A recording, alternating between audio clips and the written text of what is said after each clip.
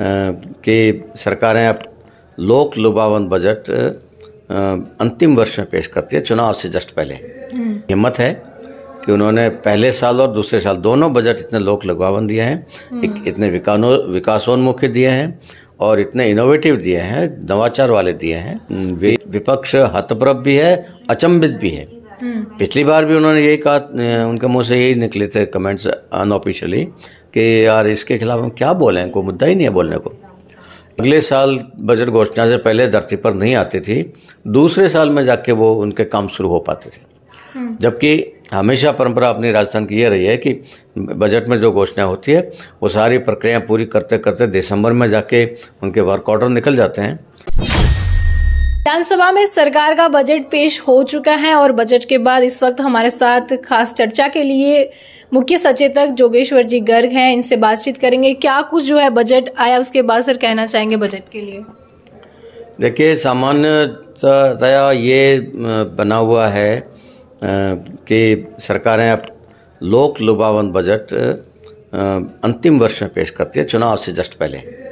लेकिन ये बद्रीलाल जी की हिम्मत है कि उन्होंने पहले साल और दूसरे साल दोनों बजट इतने लोक लुभावन दिए हैं, इतने विकासोन्मुखी दिए हैं और इतने इनोवेटिव दिए हैं, नवाचार वाले दिए हैं कि विपक्ष हतप्रभ भी है, अचंभित भी है।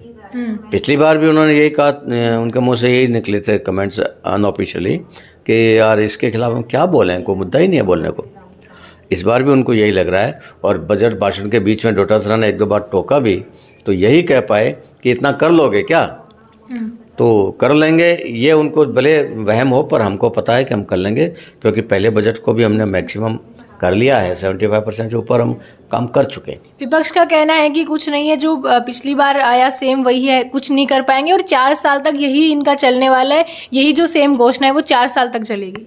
देखिए, ये जब सरकार में थे मैं विपक्ष में था और मैं बिल्कुल सब प्रमाण नाम ले लेके कह सकता हूँ कि ये पहली सरकार वो मैंने देखी थी जब इस साल की बजट घोषणा अगले साल बजट घोषणा से पहले धरती पर नहीं आती थी, दूसरे साल में जाके वो उनके काम शुरू हो पाते थे। जबकि हमेशा परंपरा अपनी राजस्थान की ये रही है कि बजट में जो घोषणा होती है वो सारी प्रक्रिया पूरी करते करते दिसंबर में जाके उनके वर्क ऑर्डर निकल जाते हैं, टेंडर हो जाते हैं और मार्च से पहले जनवरी फरवरी में उनके वर्क ऑर्डर निकल के काम शुरू हो जाते हैं। ये सामान्यतया राजस्थान में होता आया है। पहली बार ऐसा मैंने देखा, मुझे भी 5वीं बार विधायक हूँ मैं, पहली बार ऐसा देखा कि अशोक गहलोत सरकार पिछली वाली 2-2 साल समय लगा उनके काम को शुरू होने में, शिलान्यास करने में।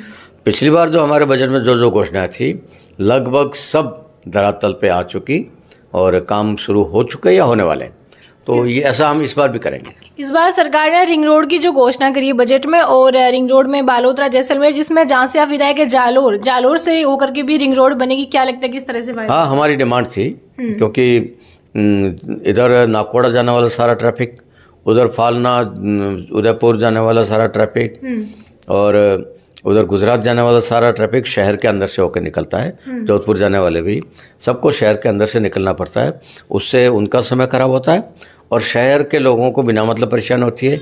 जिन लोगों को शहर में आने की कोई ज़रूरत नहीं है उनको भी शहर में आना पड़ता है, वो साधन भी शहर में आते हैं, तो एक समस्या पैदा होती है और इसलिए रिंग रोड होना चाहिए।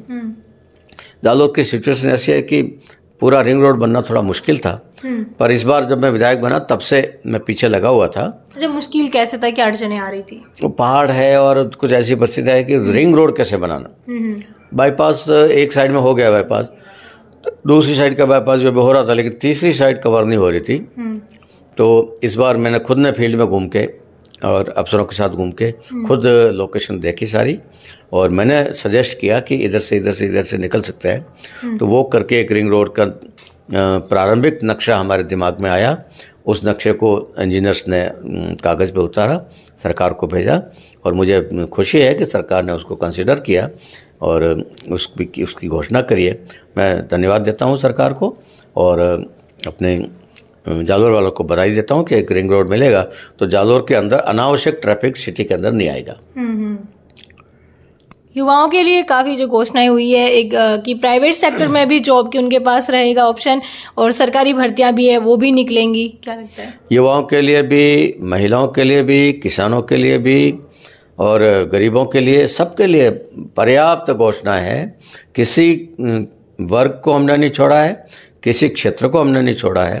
बारीक बारीक बातों पर भी सरकार ने ध्यान दिया है। लेकिन ये मतलब जितने भी सरकार के पास सभी कार्यकाल रहा है तो इसमें पूरा हो जाएगा बजट, ये वादा कर रही है कि नहीं? इसलिए मैं कह रहा हूँ कि पिछली बार के बजट को यदि हमने 75% से ऊपर इस अब तक कर लिया है तो ये भी पूरा होगा, निश्चित होगा, और काम शुरू हो जाएंगे सारे।